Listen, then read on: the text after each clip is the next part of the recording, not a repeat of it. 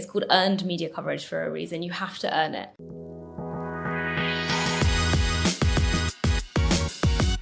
Welcome back to 40-Minute Mentor, your pocket-sized career mentor on a mission to raise aspirations and inspire the next generation of category-defining founders and world-class investors, all in just 40 minutes. In today's episode, we're covering an important topic for early-stage founders: public relations. To help us explore the do's and don'ts of PR, including how to get started, why building your personal brand is important, and how to effectively navigate a PR crisis, we'll be hearing from Rhiannon Evans-Young, founder and director of Crest, a PR agency partnering with startups, scale-ups, and VCs to tell their stories and build brands. Isabella Cookson, director at Milltown Partners, the global advisory firm working with influential organizations and individuals on the communications and public policy challenges that define their reputation. And our very own fractional head of marketing and 40-Minute Mentor producer, Hannah Urbanek. I found everyone's advice in today's episode super helpful and really insightful, so I really hope that you will too.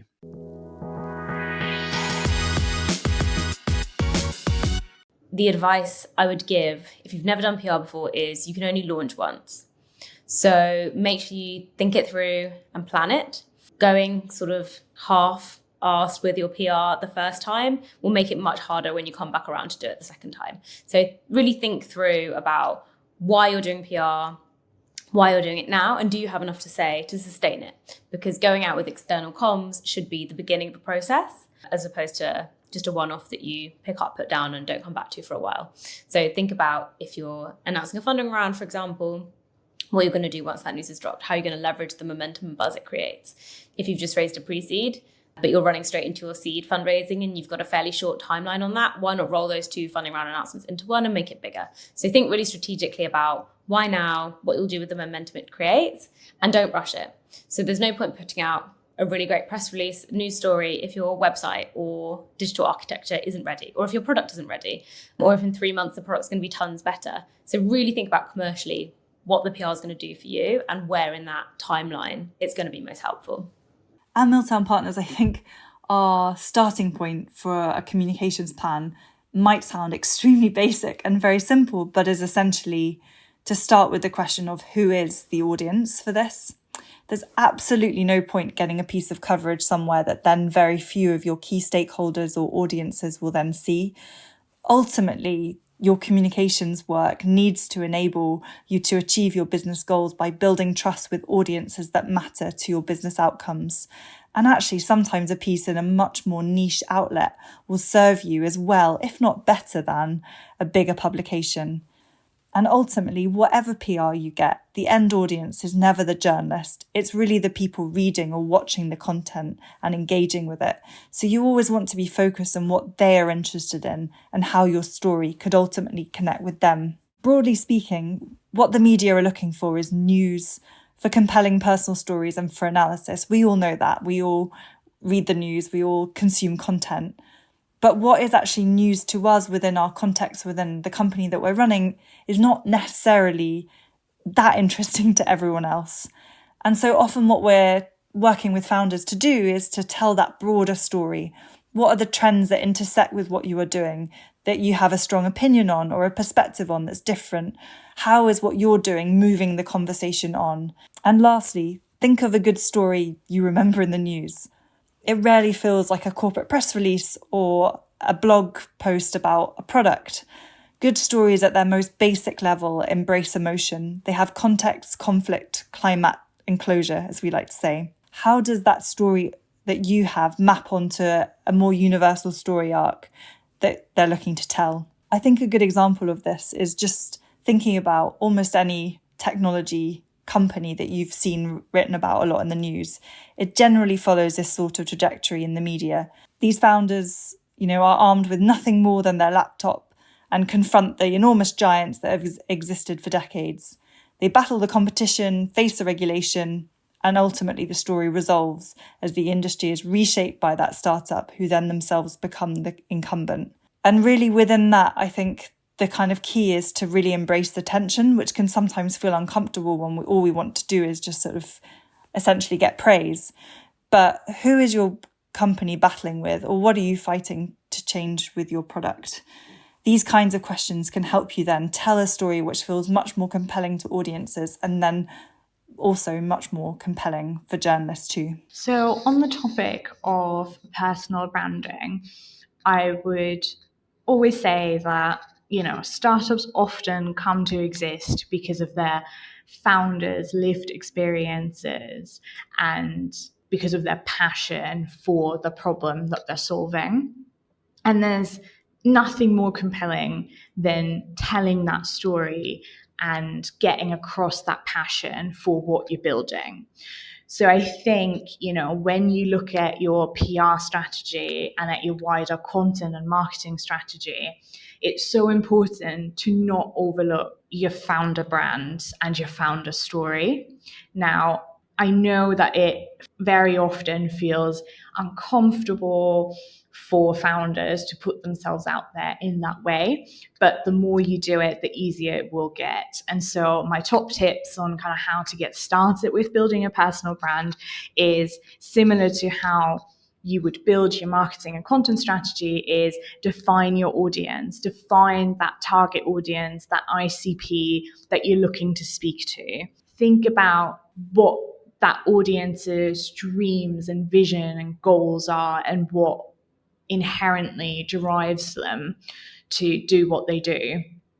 And think about, their worries, their struggles, what keeps them up at night. And then also, what buys them in and what puts them off buying your product or subscribing to your service. So I think that's your starting point. And then once you have that outlined, you can then build what we call your content pillars. So those key fundamental topics that you're confident, but also passionate about, and that, the topics that you really want to speak about and the topics that you want to be known for. And also at that time, when you build out those content pillars and build out those subtopics that you'll cover in your content, think about when you have conversations with your clients, when you have conversations with prospects, what are the common questions that they ask you? What would you stick on a frequently asked questions section on your website?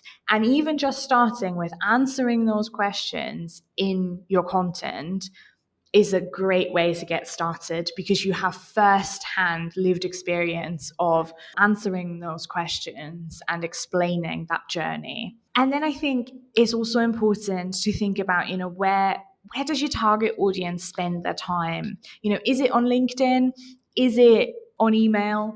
Do they just love listening to podcasts, or do they live on Instagram? Really have a think about where does your audience hang out and create content for those platforms. And if you just start out with one platform, then that's great, especially to share your founder story. LinkedIn is a great platform to use for that. But if that's not where your target audience hangs out, then there's really no point in you pursuing that platform other than for your own entertainment. And then I think I really struggle when people say you have to post every single day or you have to post twice every single day. If that works for you, then great. If you can add value every single day of the week, then that's great. Do that. But if you can't, then figure out what rhythm works for you. To start off with, is it once a week? Or is it twice a week or 3 times a week? Find whatever is attainable for you and find whatever rhythm you can truly commit to and stick to. Building your personal brand and building your founder's brand will only work if you invest the time in it and if you invest time into a rhythm that you can stick to. Lastly, I think the most important thing is to just share your authentic story, share your authentic self, your lived experiences. Don't feel like you have to build up this LinkedIn or Instagram persona. Just be yourself and tell your lived experiences. People will resonate with that. And I think also don't get discouraged if, you start posting on social media and your posts aren't going viral immediately. People love to just scroll and watch from afar. They will remember you when they're ready to pursue it further. And they will, if they keep on seeing your content resonates with them, then they will remember you and they'll think of you when the time is right. Why this is so important when it comes to PR is, if you already have a presence and an audience and you're aligning your topics to certain media outlets as well, it'll make it so much easier to grab the attention of journalists and to get on people's radar when there's already, an existing audience, an existing content stream. So that would be my advice when it comes to thinking about your founder story, thinking about your founder brand, and building your own personal brand. Common mistakes I see founders making all the time. Firstly, being terrible at describing what they're building. Normally for two reasons. Most founders are way too close to their product. They know everything about it. They're incredibly passionate.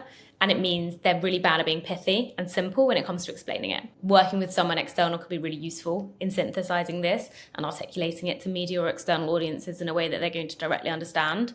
Founders can sometimes find that process really tricky because it feels like you're dumbing down something incredible that they've built and have huge ambition for. So it's kind of letting go of some of that and understanding that you need to simplify it and potentially put some stuff into layman's terms to help land that message. Also, assuming that coverage and attention is guaranteed is a really dangerous thing for a founder to think.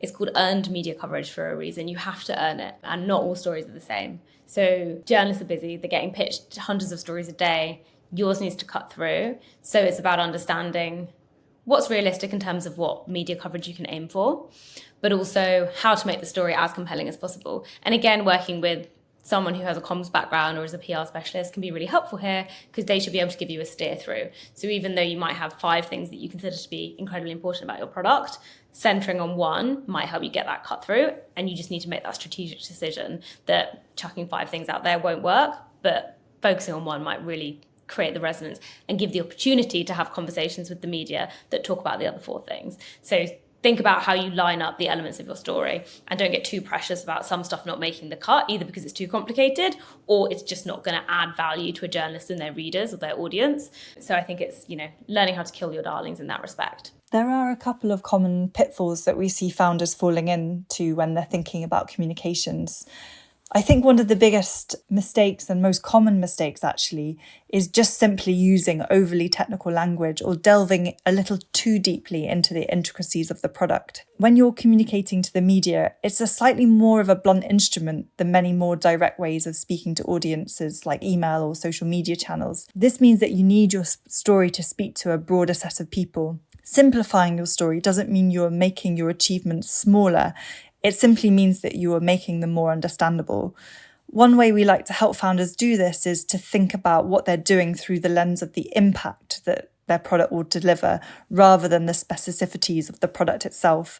So, for example, if your company was as successful as Apple or Google or Microsoft, what would be the impact of that product on the world, on an industry, or even on people's lives today? How would it change things for people? And really, that's the starting point for speaking to a broader audience. Help them understand the problem that you're solving and what you're doing to get there, rather than starting with how you're solving it straight from the off.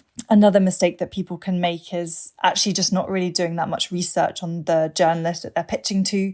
They might just pull up a list from the internet and just sort of pitch their story out without really thinking about who that they're pitching to. There's absolutely no point pitching a journalist who doesn't write on your sector or who has just changed beats. So it's a very, very practical point, but wasting time on pitching people that have hundreds and hundreds of emails in their inbox every day is just simply a waste of time for everyone. So yeah, always do your research and as much as possible, tailor that pitch to that particular journalist. Understand what they're interested in, understand the kind of audience that they're trying to reach, and make sure that your pitch is sort of tailored to what they need.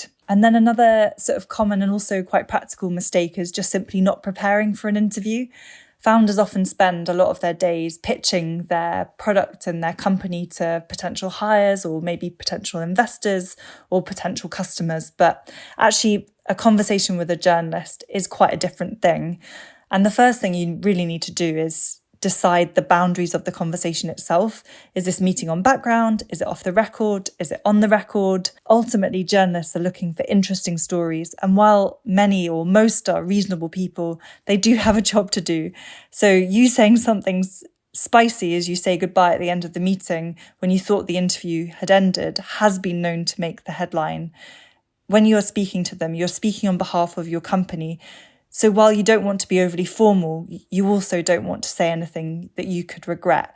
So just bearing that in mind as you're walking into the interview could definitely save you. I think it's relatively rare for founders to find themselves in a full-blown kind of media or PR crisis early on, partly because that tends to come as you get bigger and have a bigger following. But the main advice in a crisis is, as ever, to establish the facts, respond with empathy, and to find a long-term solution on making sure that this wouldn't happen again. It's very important as well at the outset to distinguish between a PR crisis, sort of maybe something caused by something someone has said, from a business or operational crisis where the media are simply reporting on it. And I think the reason that this is so important is that actually the main thing to establish trust with your stakeholders and your audiences is to demonstrate that you are putting in all of the processes or systems in place to make sure that the crisis is being averted and it wouldn't ever happen again. And the problem with treating a crisis as a PR crisis when actually it's an operational or business crisis is that it can essentially defer that process because you're too busy defending yourself and not spending enough time actually putting the processes in place to make sure that that situation wouldn't happen again to your company. When it comes to crisis comms, luckily for most early stage companies, it's not so much of an issue because you haven't necessarily attracted the attention and growth of audience and customer base to warrant a crisis, but it can happen and it raises the probability of it happening as you grow. Making sure that you have support in place so you know who you'll call if a crisis comes, keeping a really tight handle on who's talking to who. What you don't want is founders or the people on the team taking calls from journalists, giving out information, responding to emails in a disjointed way. Making sure you're really tight operationally should a crisis communications moment hit is really important. To the same end, often understanding what's happened internally is the first step so you can synthesize what you're going to share externally. So operationally, it's really important to run a really tight ship, work with someone who understands how crises work, and also, again, accepting that crises aren't a massive fan of nuance. So your very detailed lived experience of what's happened versus how the media might be portraying it can sometimes feel like a frustrating clash, and it will be something you instinctively as a founder want to rectify and address and correct the record on, which can often result in founders giving too much information out to journalists and actually making their role in a crisis or reputation management issue much bigger than it needed to be without even achieving the aim of clarification. So again, swallowing that pill can sometimes feel quite bitter of holding back, saying less, but often it's the most strategic approach to kind of minimize a reputation management situation and give it less oxygen.